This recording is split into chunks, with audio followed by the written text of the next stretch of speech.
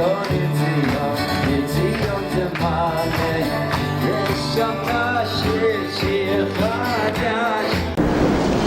to the Yiboneh Beit Midrash.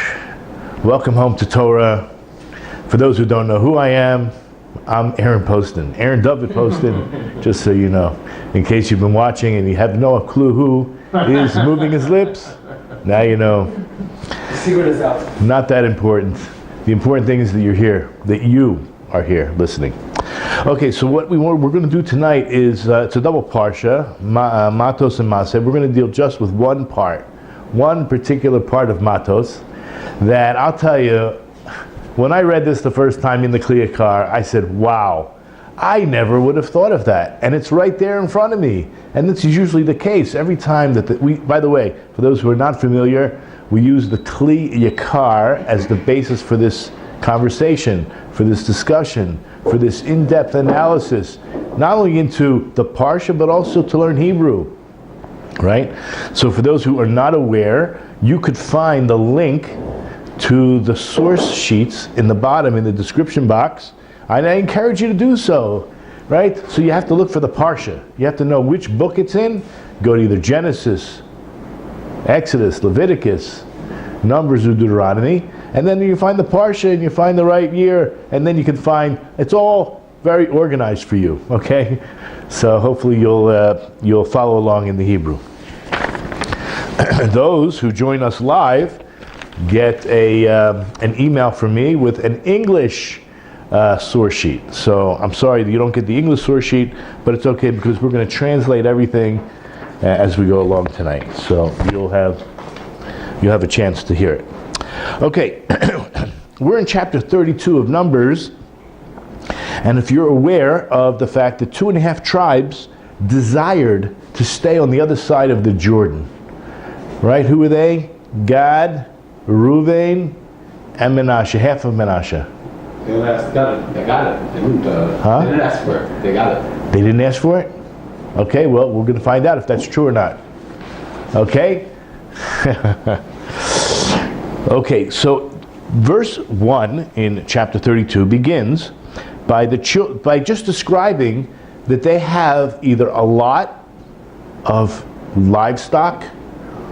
What do we need to know that for? Or they were very great. We'll have to discuss what that means in Hebrew. The children of Reuven and the children of Gad had abundant livestock, very great.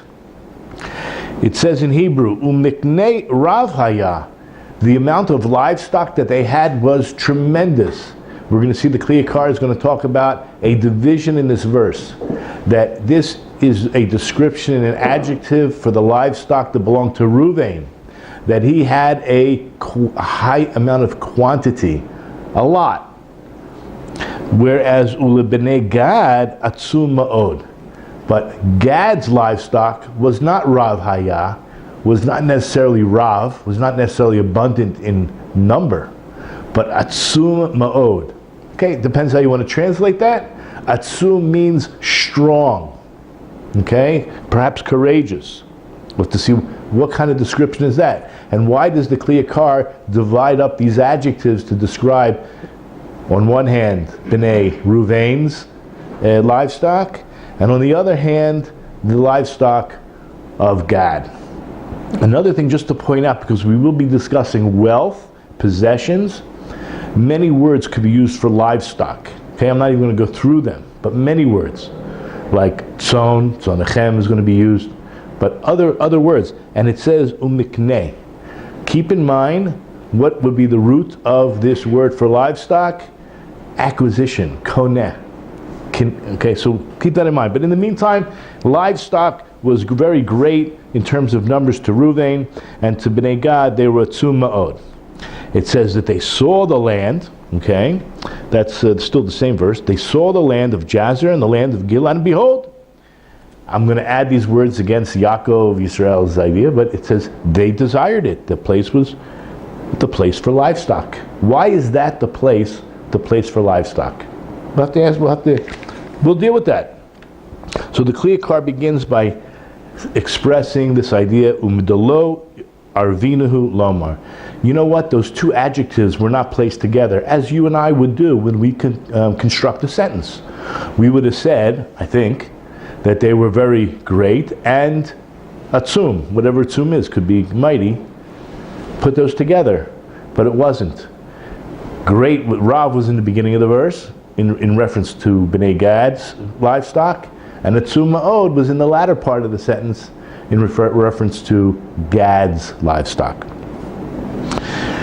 So he says it could have said, Umikne Rav atzum haya. Right? It could have put those adjectives together. Shma mina, what do we hear? What does it infer? Shma mina, we hear from it. Shekol achad milta be'ape nafshe. Each one of these descriptions are a description on their own, separate, and therefore we have it clear. Somehow another Rav Haya is describing Reuven's livestock, and Atzum Ma'od Haya is describing Gad's livestock. Clear as mud? Ki livnei Reuven haya mikne Rav b'mispar. He's clarifying now. Yes, when it comes to the description of Bnei Reuven, it was definitely Rav, mighty in terms of number. Okay? Ulibnei Gad haya mikne atzum b'koach. Koach means abilities and power, strength. Now, this is a piece that is in the Gemara, and it's referring to Job. Job chapter 1 verse 10. Do you know that Job was extremely blessed? Right? Look at the verse 2, look at the source 2 in the source sheet in Job 1:10. Haven't you made a hedge around him, his household, and all that he has on all sides? You have blessed the work of his hands, and his livestock has spread out in the land. In Hebrew, Masa Yadav Beirakta, right? The actions, the results, the consequences of his actions were blessed. Umiknehu, and his livestock was Paratz Ba'aretz. Paratz means to break through, right? Mamish, like broken through. What is that talking about? Look at number 3 in Talmud Bavli, Baba Batra 15b. I'll read it's like 2 sentences, so I'll read the whole thing, but it's really the last line that's important. But the Gemara continues with its explication of these verses. What is meant by this verse? And his livestock is increased, or paratzt, in the land. So Rabbi Yossi Bar Chanina said that Job's livestock breached the order of the world. It was paratz. It broke through what is normally done, or normally the normal behavior of the world. You know what normally happens? Wolves attack and kill goats and sheep. Correct? That's how it works. But not in the case of Job. Rather, in the case of Job's livestock, the goats killed the wolves. Why are we discussing this? Because we're trying to pin down the word atzum ma'od when it comes to Gad's livestock, which we'll see in a second. The Kleakar brings another source, by the way. I'll just read what he says. She'izim shalo haya chorgim ze'evim. So we know that Job's livestock killed wolves, as opposed to the wolves killing them. And it's brought in Masechet Tainis in 25a. That this is an interesting discussion that Rabbi Chanina ben Dosa had with some of his neighbors. So he had some goats, and his neighbor said to him, you know, your goats are damaging our property. They're eating all our fields. Well, he felt that couldn't be. His goats are righteous goats. If he's righteous, he makes sure that his goats never eat things that belong to other people. Only ownerless, or his own stuff. So he responds to them, if they're the ones causing the damage, let them be eaten by bears, right? Let my property be destroyed, basically.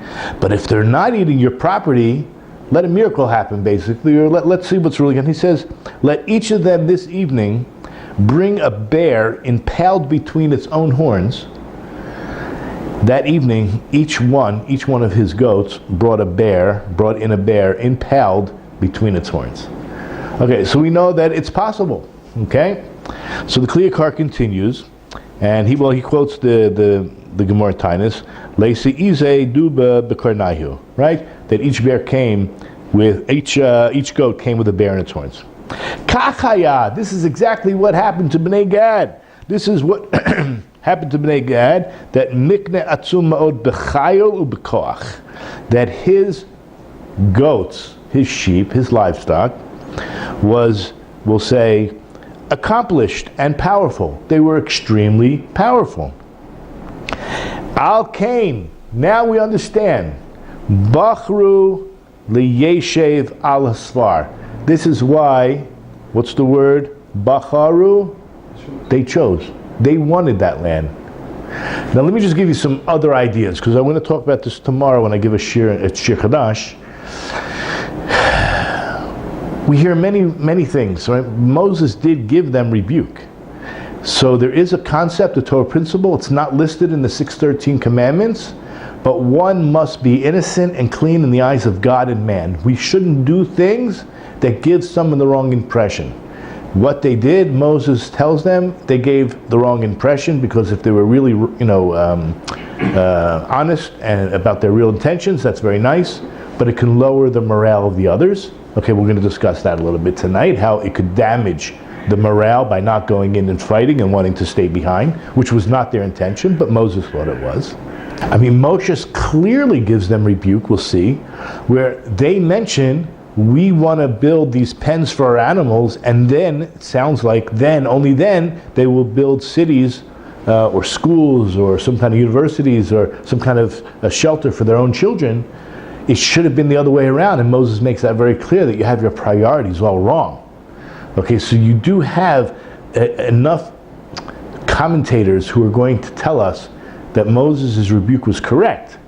Okay, and therefore, of course, when you give rebuke, you give it with kindness and love, and you also have to hear what the other person has to say. Keep that in mind, because it's exactly what happened. Okay, with that in mind, we're going to now continue with the last line here. So guess what? They chose to dwell by the border, meaning they wanted their animals, who were fierce fighters, warriors basically, to be by the border, and then any enemy that would come would have a natural fear of these animals, knowing what they could do. Knowing that these sheep, these goats, would pierce the enemy. Kibatchu al kocham. They had a certain amount of confidence and surety in the power that these animals had. Okay? So this is the first idea that swings the other way, that actually they had good intentions, perhaps. In fact, the next statement in the Kliyakar proves that was the direction that they were going in. In fact, through this, we would actually judge favorably. What do you mean judge favorably? From the very fact that they placed in their statement that we're going to build these pens, these corrals for our livestock before we build these cities for our own children, which really goes against all logic of humanity, right? You have to admit that.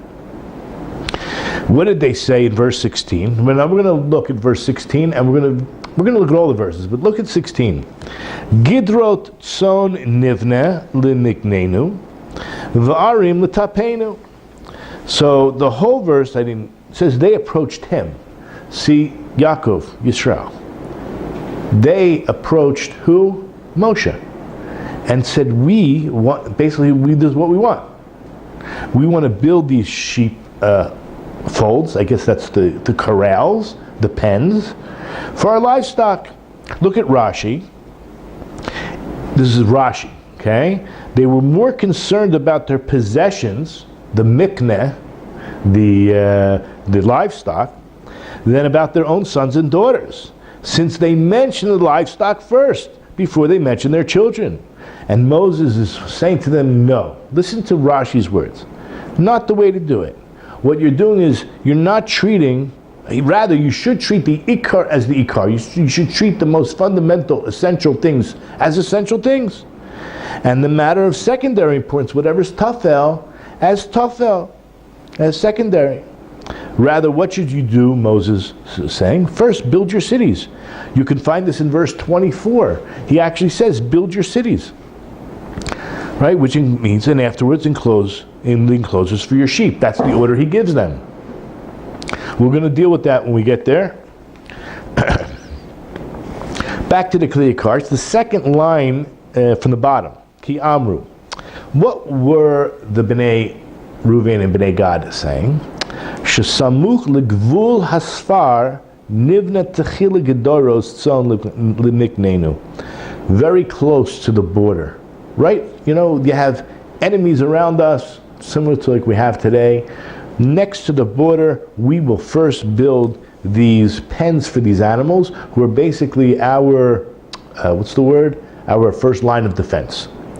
But once we get into the land, afterwards, not in the border, but within the land itself, we're going to nivna arim l'tapenu. Then we will what? Build cities for our children. Listen to this. V'narviach b'zeh. What great benefit there is to this. Shahataf yeshvu bitukim. That our children will be able to live in safety, in surety. And guess what? If the enemy comes, she'im yavo ha'hidim. You know what's going to happen? Yavo tachile gidrot tzon. The first approach, the first thing that they will approach is these pens where these animals are. Beini. What does that mean? In the meanwhile, yimlatu hataf. Our children will be saved.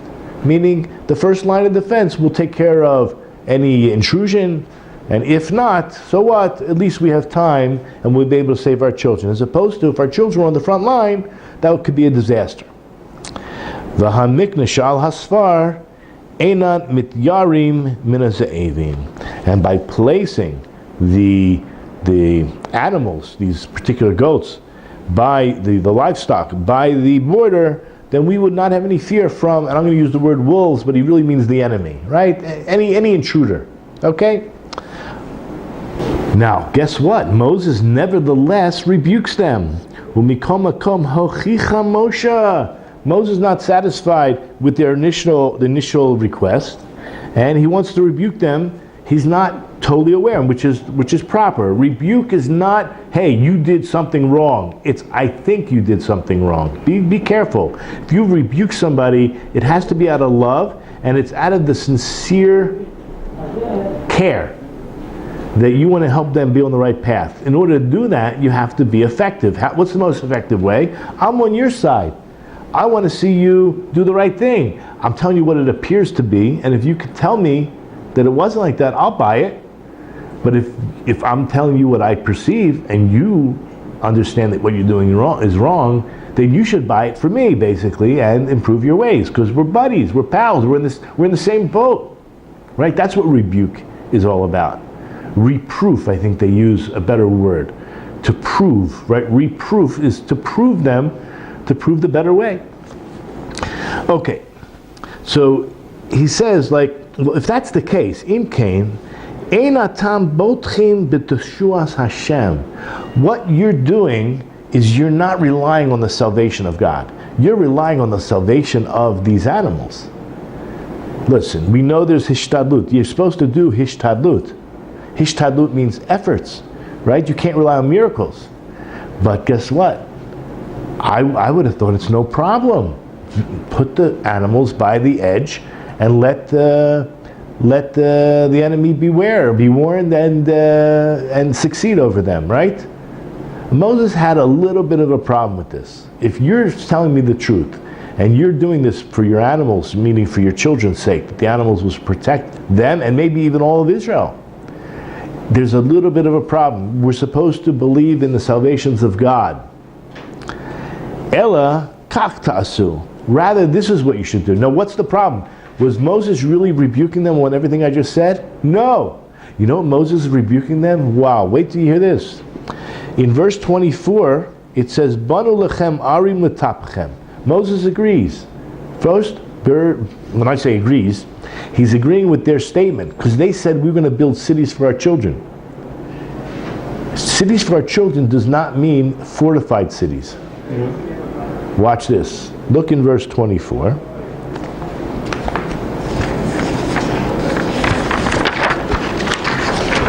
That's on number 7 on the source sheet. Moses says, so build yourselves cities for your children and enclosures for your sheep. Okay, so that's all true. Look at Rashi on that verse. What proceeded from your mouth you shall do. That's the last part of the verse. For the sake of the Most High God, you have undertaken to cross over for battle until the completion of the conquest and the apportionment of the land. Moses had asked of them only, and will be conquered before the Lord. Afterwards you go back. But they undertook, we're going to even do more, right? We're going to fight for the next 14 years. Well, 7 years of actual battle, and then 7 years of apportioning the land, and then we'll go back. Thus they added that they would remain an additional 7 years until it was totally divided, meaning the full 14 years, and that's what they did. You can look in Joshua 22. But okay, this is really where it is. So we read number 16, where they said, we want to build these sheep, we want to build these pens, and then we'll build these cities. And then what's the next verse? Look at 17. Look at Numbers 32:17. That's number 8. We will then arm ourselves quickly and go before the children of Israel until we have brought them to their place. Ready for this? Our children will reside in fortified cities. This is what Moses had a problem with. Building cities, that's fine. But fortified cities? That's already too much. I get the idea of having the sheep on the gvul, on the border. That's great idea. But when you say you're going to build cities, and then later, when I say later, one verse later, we're going to build fortified cities, Moses says, no, go back to what you originally said. Fortified cities is actually bad for the morale.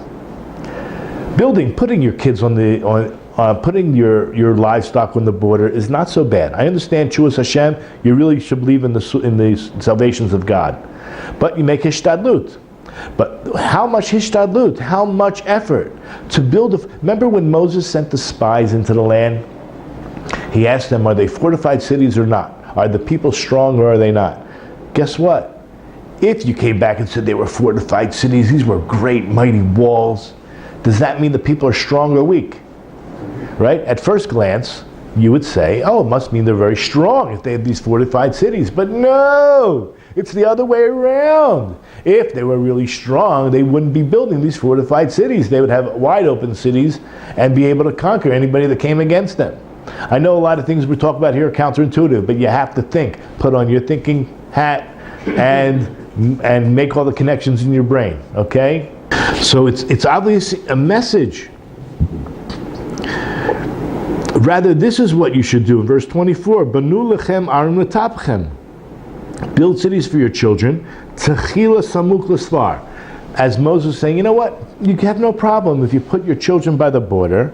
Gederos lutzonechem, and you make the pens or these corrals for your livestock within the land.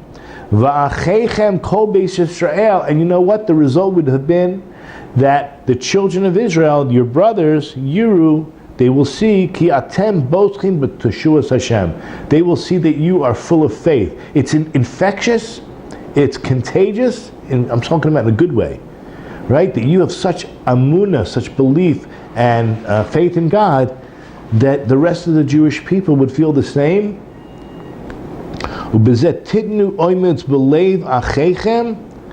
you know what would happen? This courage would spread in your brothers. Sheyitzku kulam b'teshuas Hashem. They would all be like Nichamocha be'elim Hashem. Who is with me, right? The Almighty God. V'hoitze mipichem ta'asu. And out of your mouth, what comes out of your mouth, you should do. Because Moses says in the beginning, you said va'arim l'tapenu in the end of verse 16. We're going to build cities for our children. Mashma, when it says cities, it infers just regular cities. Arim koldehu, stam, regular cities. But afterwards in verse 17, we pointed out They retracted. They went back. They reverted back to their on their words, and they said something else. They said, "V'yashav tapenu ba'arei hamivtzar," that we'll build these cities. Our children will dwell in where? Fortified cities. Which is mashma. What does that infer? Shechashvu lihisagev b'choizek harim.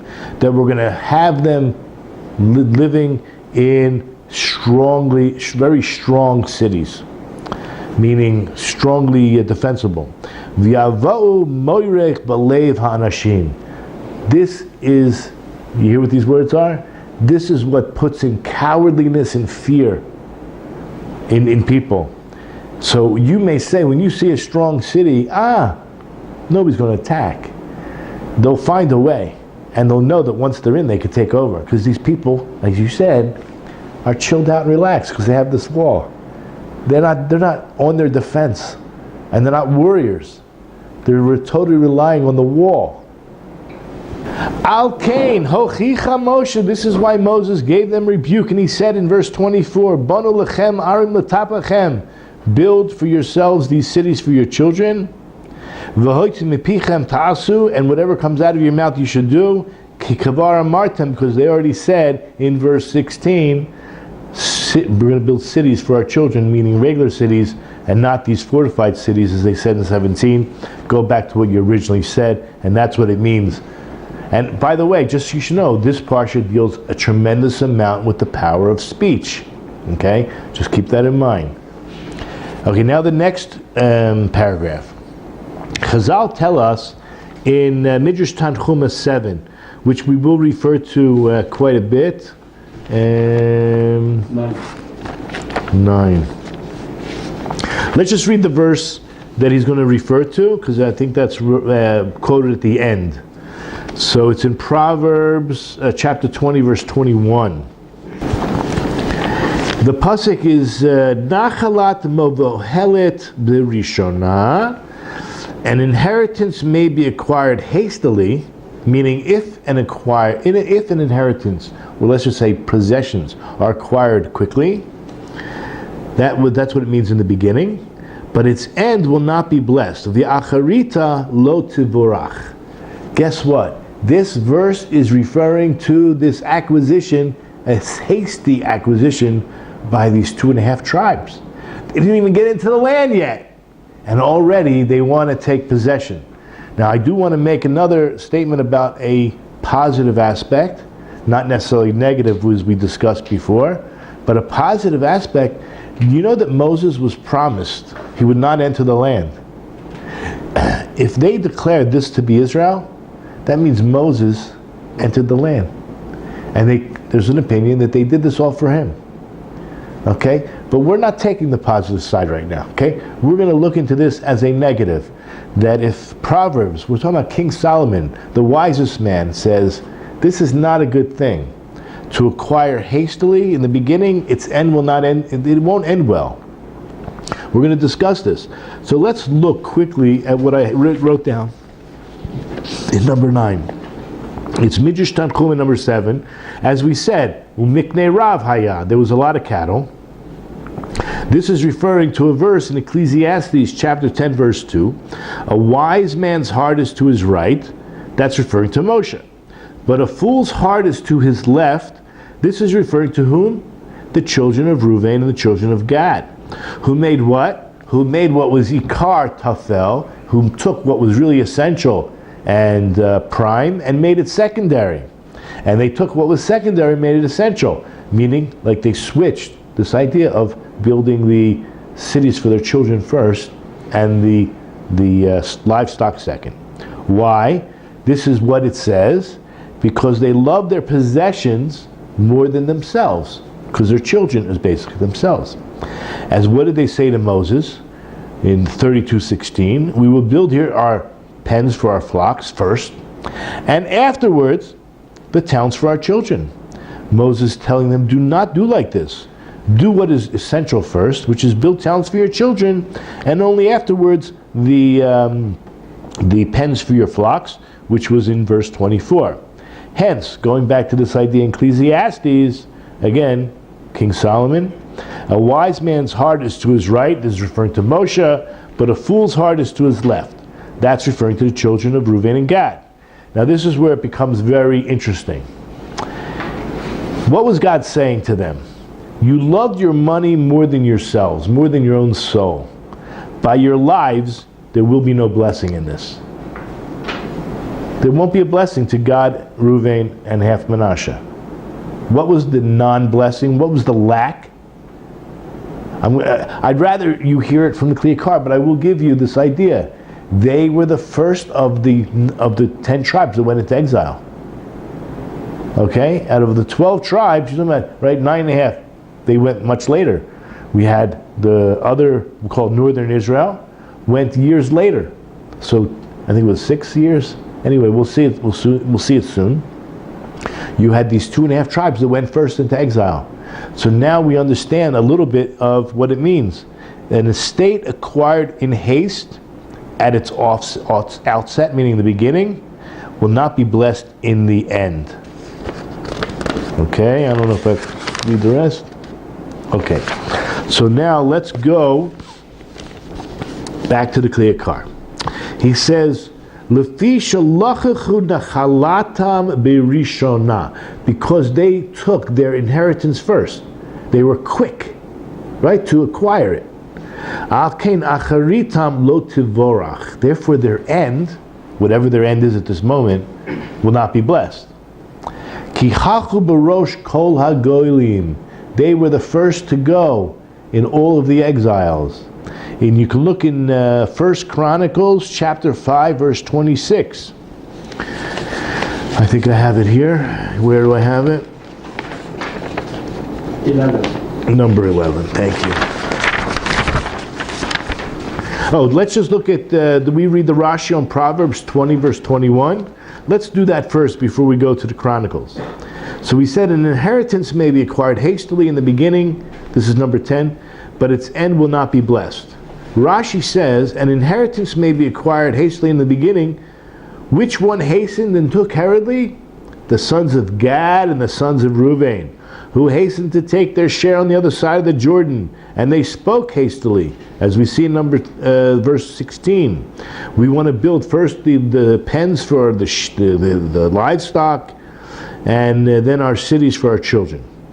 What they did, again, they made the main thing secondary, and they placed their flocks before their children. What does it mean, but its end will not be blessed? For they were exiled many years before the rest of the tribes. You can find that in Seder Olam, here in our verse here, 1 Chronicles chapter 5 verse 26. In the second year of Achaz, the Lord aroused the desire of the king of Assyria, but the rest of the tribes were exiled in the 6th year of Hezekiah. So it was years later, which is the 9th year of Hoshea, the son of Elah. Okay, now we're in 1 Chronicles 5:26.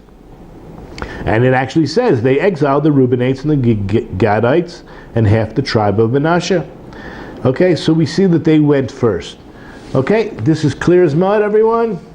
Yeah. Okay. When you look at that verse in Psalms chapter 20 verse 21, you have a vav in the middle of the verse. It could have just said, the nachala is mavohelet berishona, that an inheritance that's acquired in haste, in the beginning, its end will not end well, right? V'acharita lo tivorach. What is and? Why do you have to put the word and? Why was it necessary for King Solomon, for God, for this revelation to have a vav? And that is because it means v'gam, that they lost both. That the children of Gad and the children of Reuven lost everything, their possessions and their children. That's what's going to happen in exile.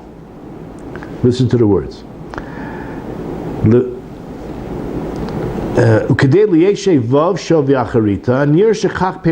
is what it means.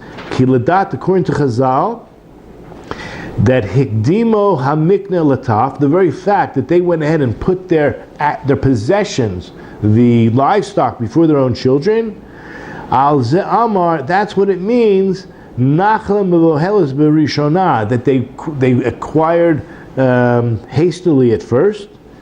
Ki higdimu nachalatam, because they put their possessions, their inheritance first. And what's their inheritance? The mikneh, the actual livestock.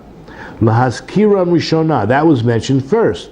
Al ken gam acharitam, this is the point of the vav, that also, therefore also what comes at the end, which is their children, hainu atafshe acharav, that follows them. Lo tivorach, it will not be blessed. They won't find a blessing in their children. Kigam hagufos gam nachalatam, because both their physical bodies of their children and also their possessions, hakol kulo ba'ashan kalu, that everything went up in smoke, basically total loss. Va'ikr imatafel, that the prime, which is the children, with the tafel, with secondary, the possessions, kulam, halchu, shevi, everything went into captivity, lifnei, rodef, before the pursuers. Okay, so now we're going to start the next verse. We just spent a nice chunk of time on the first verse.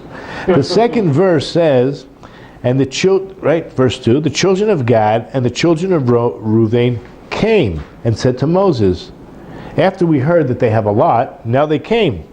And they said to Moses, to Eleazar the Kohen, to leaders of the assembly, saying, and they list these cities, okay, Atarot, Dibon, Jezer, Nimrah, Cheshbon, and Elah, Sibam, Nebo, and Beon, saying, the land that Hashem smote before the assembly of Israel, it is a land for livestock.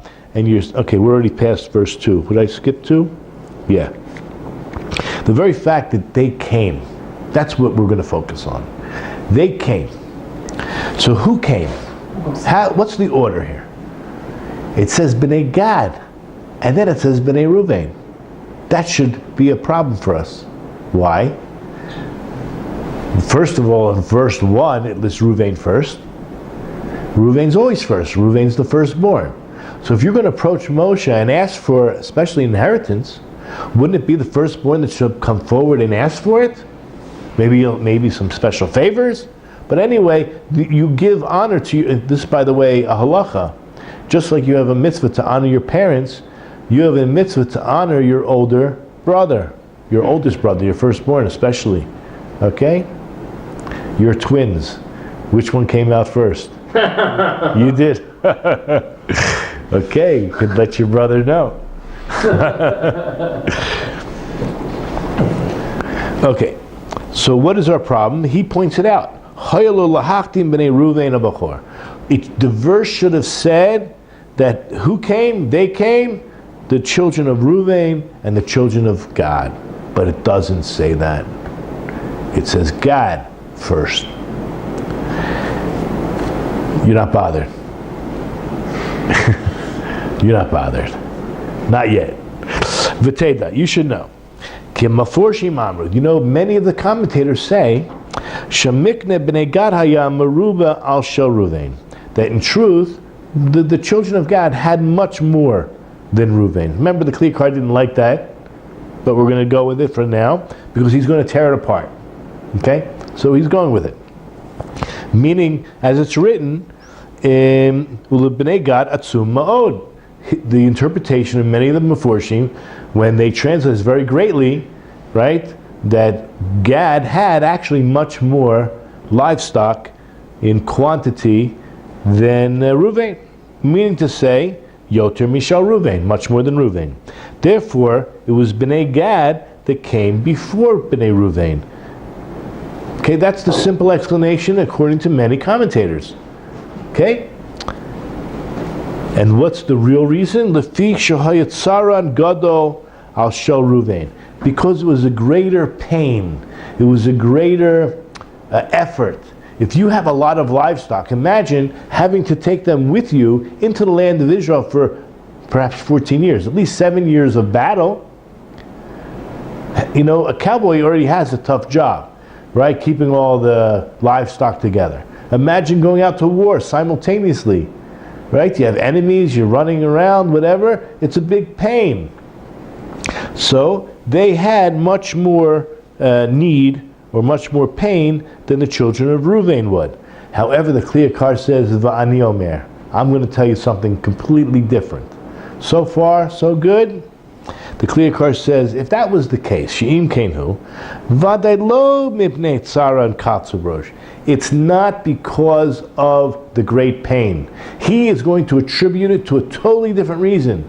And that reason is going to be the theme for the evening. So if you've stayed until now, stick it out. Ki imitok rom levavam katzu ledaber barosh lifnei b'nei Reuven abachor. The reason they spoke up first, the reason they came forward, was because of arrogance. Arrogance. It's only within rum levavam, the raising of their hearts, the arrogance, that they jump forward to speak before Bnei Reuven, who is really the firstborn. Kikach teva ha'osher. This is the nature of someone who has wealth. Shenotein rum leiv lebalav.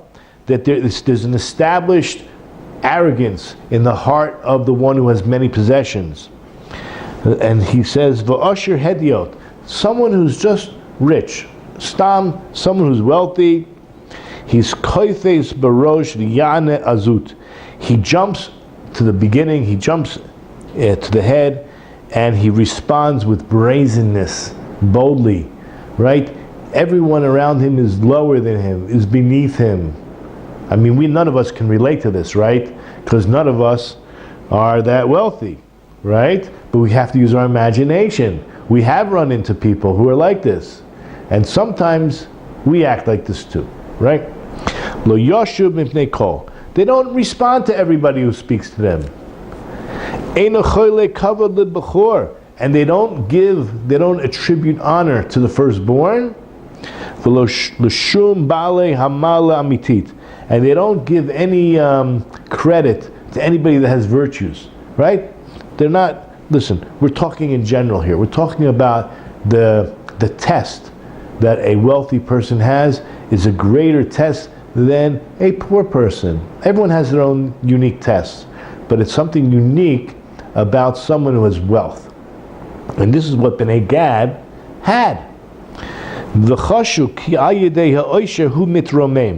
He thought that it's through his own wealth, because I have accumulated this wealth, that I am great, that I created it, right? And therefore, I am unique, I am above everyone else.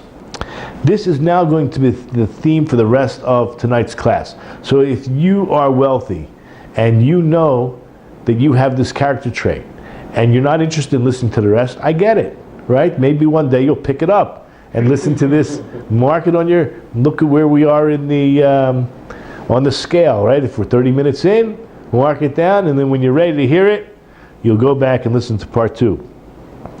So he says, I have a proof for our words. What we quoted in the Rabbi, and this I believe is it's actually number 6 in the Midrash. We have to ask ourselves, okay, this is quite complicated. We're going to go into all these verses. So I don't know where to begin. Let's just stay with the Kliyakar for the time being. We're going to quote from Psalm 75, number 7. Okay? For it is not from the east or from the west. Some would translate it as it's not from sunset or from sunrise. What do those imply? We're going to see 2 different ideas. I don't want to give too much away, but let's just keep reading. Kilo mimoitze umimarav. Even the word sunrise, the reason mimotze is from where it comes out from, and from the west. Meaning the sun comes out from the east. So you can either use the word sunset or the word east. Because the second word is marav, which is west. And velo midbar harim. And not from the desert do you find exalted or high places or mountains. What's the word harim? Mountains. But it also, the root of, as we just ended the last paragraph with mitromam, mitromaim, to be exalted, to put yourself above others, or to have greatness, is the same root. Okay? So these places, you're not going to find your greatness. And if you do, it's temporary and it's an illusion. And you think you found your greatness. It's all counterfeit, right? It's not found. No, I'll just give you an idea. It's not from the sunrise to the sunset, meaning that's when people work. There are people who work their butts off 12 hours a day. Some are wealthy and some are not. Why is that? How is it that one person works just as hard as the other guy and yet he succeeds and the other guy doesn't? We're also going to see from the east and from the west. The east meaning when you do work on dry land. Remember, in Eretz Yisrael, to the west is where the sea is. So those who have so those who work on dry land on the east side, so they work as a salesman or in construction or in production of something. And on the west, which means when you're a merchant marine and you go out in boats and you do merchandise, in that sense, it's also, that's not where your greatness is going to come from, and it's certainly not going to come from the desert. You're not going to find this greatness either. So let's see what the Kli Yakar has to say, and you can refer, for those who have number 6 on page 2, you can refer that later.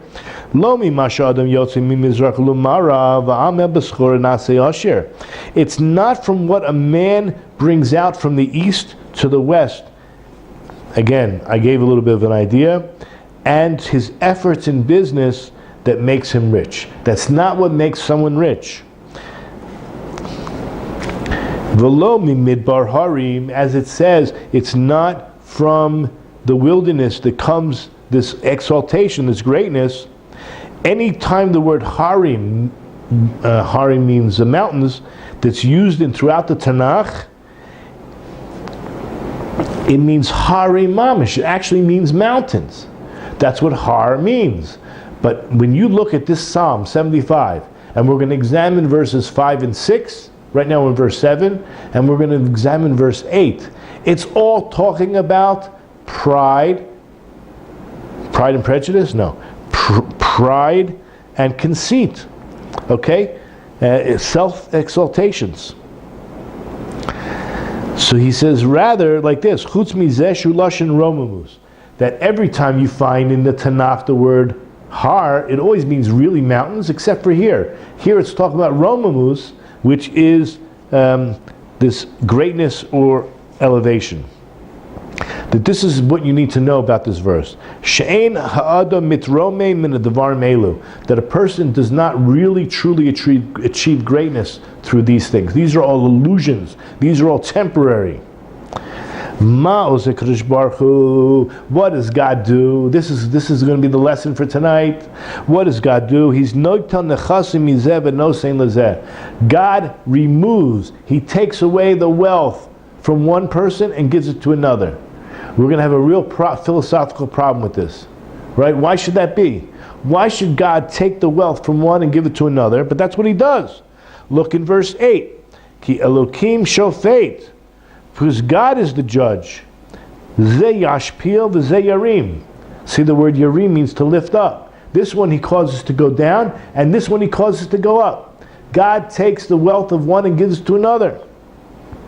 From the very fact that this verse is used, as we saw already in the Medrash, it's referring to the problems of Gad and the Gad and Reuven. So we hear from this, ready? Shematzabem shemetz derek ge'ah the gaon. That what was found in Gad and Reuven was a trace, a smidgen. Shemetz is like a little bit of dirt in the way of pride and conceit. It's interesting, I'm not going to go into it, but the word gay, ge'ah, is also means pride and conceit. So, I'm not going to get into it. Should I get into it? Okay, I'll get into it. It's very interesting. I mean, it is a sin to be gay. It's interesting, the word gay means pride and conceit. Just keep that in mind.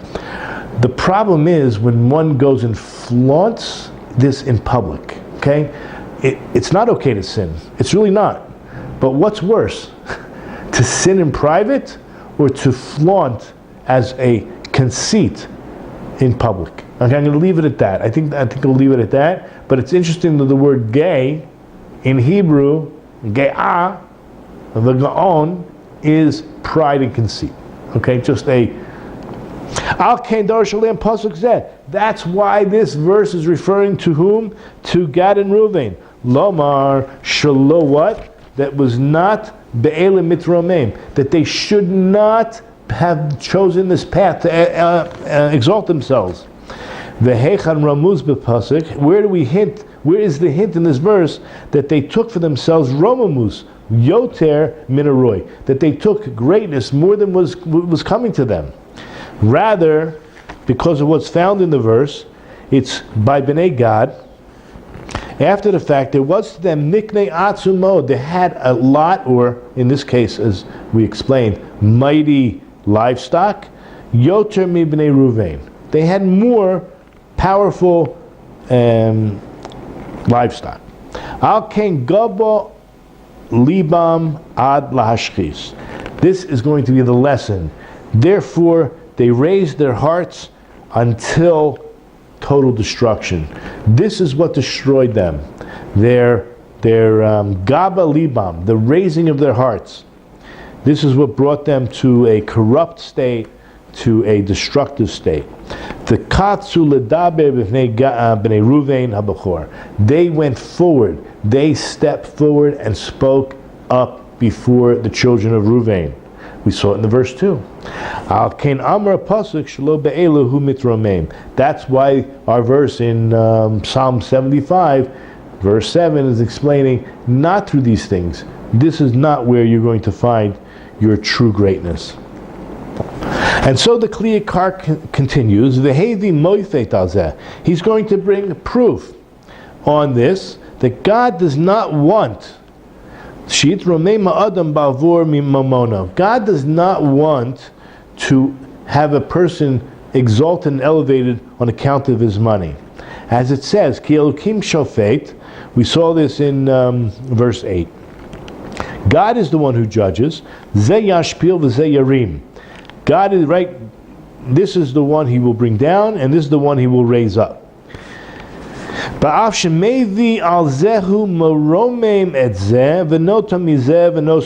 is going to be a very deep philosophical quandary we find ourselves in. So even though he brings this one to greater heights, how did he do it? He took away from one and gave to the other.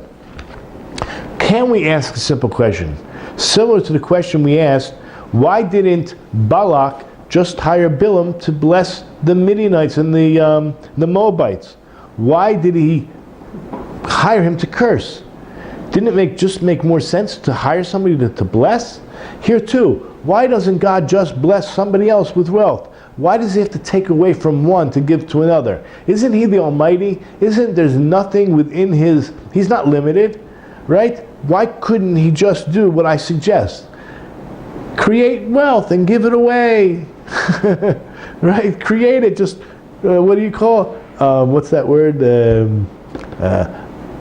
printing press. Just print more money. No. Listen to the question. Hakatsur katsra yad Hashem litain lezeh mishalo lo yitztarek lachach mizeh. The question is Hashem so short-handed? He doesn't have the ability, he doesn't have the length or strength of hand to create this wealth that he has to take away from one to give to another? It really doesn't make any sense. So there's a reason. You know what the reason is going to be? It's unbelievable. It's so that somebody who becomes wealthy knows that just like he became wealthy and the other guy lost it, he could lose it too. Right? It becomes so real, this lesson. He says, Elavadai Elokim also Kedei. You know why God does this? Kedei sheyiru b'fanav. So people have an awe and a fear of him. V'lo yarum levava mitok rov ashram. So they don't become arrogant on account of their own wealth.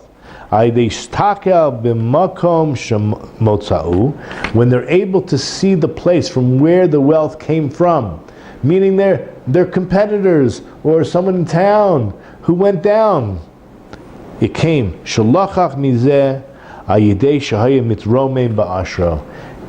The person saw the arrogance of the other person, he saw his downfall, and he takes to heart not to follow in the ways. This is why God doesn't just create wealth and give it away. You follow, guys? You could listen to the words. This is written 400 years ago. Most likely, God does not bring down except for those who are ge'im. Ge'im, plural for gay, who are conceited. As it says in Isaiah chapter 40 verse 4. It says over there, every valley shall be raised and every mountain shall be lowered. V'kol har v'giva yishpalu. Al kein noten mamonim lezeh v'nosan lo romamu shel zeh. And that's why God gives money to this one, and He gives them also prestige. That's right. People who have money have prestige. Kedei sheyikach musar, in order to also take the ethical teachings, the lo yarum levavo, and not to become haughty. Pen yikar lo kasher kar lechavero, lest the same thing happen to you that happened to your friend. Asher mimenu lukach mamon zeh, because the money was taken away from him. And the Kliyakar continues, Umasha darshu harim. Remember, the word harim does not mean mountains, but it means romamus, exaltation. Now look back at verse in chapter 75 of Psalms, verses 5 and 6. You'll see it. Unbelievable. Listen to what it says over there. Remember, I mentioned that when you really look at these verses, you'll understand that we're not just talking about mountains here, right? It says, said to the perverse, do not behave perversely, and to the wicked, do not raise the horn. Do not raise your horn on high. Do not speak with your fat neck. Amarti laholalim al taholu l'rishayim al tarimu keren. Don't raise up your horn. Al tarimu keren. The word tarimu, again, from har. Al tarimu lamarom. Don't raise up to the heights, karnachem, your horns. Tidabru bitzaver atak. Do not speak with the fat of your neck. And then, so the Kliyakar is going to say like this. It seems from these words that the word harim is actually going on what it said before, al tarimo, don't lift up.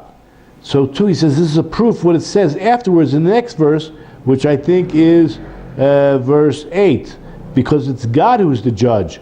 Ze yashpil v'ze yarim. This one He brings down, and this one He brings up. So you have this, you know what I mean? In other words, in verse 7 we mentioned that the word har must mean arrogant or self-elevated. You can see it clearly in verse 5 and 6, and you can see it clearly in verse 8. So the whole idea is surrounded before and afterwards.